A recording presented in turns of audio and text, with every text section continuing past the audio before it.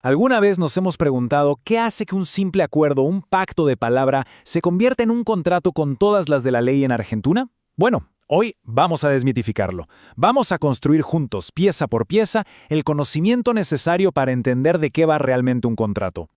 Para eso, esta es nuestra hoja de ruta. Primero, lo básico, ¿qué es un contrato? Después, nos metemos de lleno en el qué se negocia, o sea, el objeto. Luego, el porqué del acuerdo, que es la causa.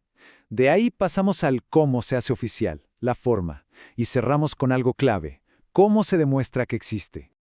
Muy bien, empecemos por los cimientos. Para entender todo lo que viene después, primero hay que tener bien claro qué dice la ley argentina cuando habla de un contrato. Fíjense en la definición del Código Civil y Comercial. Dice que es un acto jurídico. ¿Qué quiere decir esto? Simple, que no es una charla de café. Tiene consecuencias legales serias, y su objetivo es súper específico: crear, cambiar o terminar relaciones que, y esto es fundamental, tengan un valor económico. A ver, vamos a desglosar un poco esto. La ley no habla de personas, sino de partes. ¿Por qué? Porque lo que se alinean son centros de interés. Podría ser un grupo de empresas contra una sola persona, por ejemplo. El corazón de todo, sin duda, es el consentimiento, ese acuerdo mutuo. Y el enfoque patrimonial, bueno, eso nos pone en el terreno de los negocios, de todo aquello que se puede valorar en dinero. Y aquí está el pilar sobre el que se apoya todo el derecho de los contratos en Argentina. Se lo conoce como autonomía de la voluntad. Suena complicado, pero en el fondo significa que las personas y las empresas tienen libertad para pactar lo que quieran y como quieran. Es básicamente el motor de la economía. Pero ojo, esa libertad no es un cheque en blanco. Para nada. El propio código pone lo que podríamos llamar unas barreras de contención, para que los acuerdos sean justos y no terminen perjudicando a la sociedad. Claramente no se puede pactar algo ilegal, inmoral o que vaya contra el interés de todos. Y sobrevolando todo esto siempre está el principio de buena fe, que exige ser honesto y leal en todo momento. Listo. Pasemos ahora al segundo pilar, el objeto. Es ni más ni menos el qué del contrato. ¿Sobre qué estamos llegando a un acuerdo? Aquí es donde se definen los bienes, los servicios y las reglas son muy claras sobre qué se puede negociar y qué definitivamente no.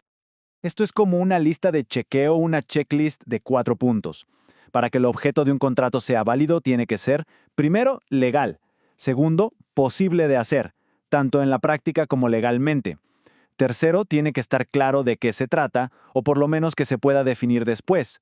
Y por último, tiene que poder dársele un valor en dinero. Y así como hay una lista de lo que se debe cumplir, también está la lista de lo prohibido, muy explícita.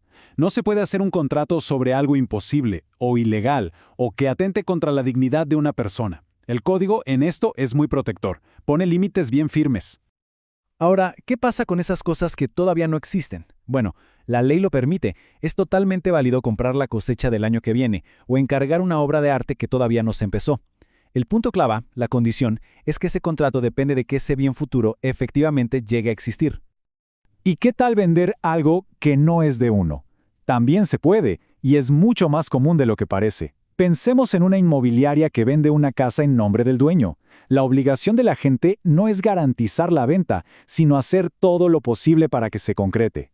Si no lo hace por negligencia, bueno, ahí sí es responsable por los daños.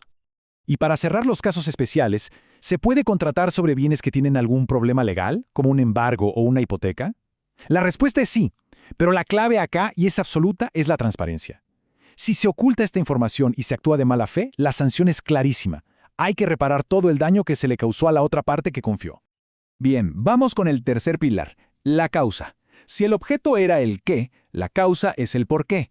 Es la razón de ser del contrato, el motivo final, tanto económico como jurídico, que justifica que las partes se obliguen a algo. La ley exige que esta finalidad sea legítima y, muy importante, que no solo exista al momento de firmar, sino que se mantenga viva durante toda la duración del contrato. No es una foto del inicio, es un elemento dinámico. La falta de una causa válida trae consecuencias serias, ¿eh? Un contrato sin un porqué legítimo es como un castillo de naipes. Un juez puede directamente anularlo, o modificarlo, o simplemente darlo por terminado. Así de importante es. Y llegamos a nuestro cuarto pilar, la forma, que básicamente responde a la pregunta de cómo se materializa el acuerdo. ¿Alcanza que en un apretón de manos? ¿Hace falta un papel firmado? ¿O se necesita sí o sí una escritura pública? Veamos qué dice la ley al respecto. La regla general, una vez más, es la libertad.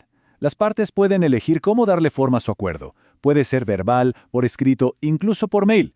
Sin embargo, para ciertos actos que son muy importantes, la ley se mete y exige una formalidad específica. Lo hace para proteger a todos los involucrados y a terceros también. Y acá tenemos los casos más importantes donde no hay opción. Por ejemplo, la compra o venta de un inmueble. Eso exige, sí o sí, una escritura pública hecha ante un escribano. ¿Por qué? Porque le da la máxima seguridad jurídica a una operación de tanto valor. No cumplir con esta forma trae consecuencias muy serias. Y con esto llegamos al último elemento, la prueba.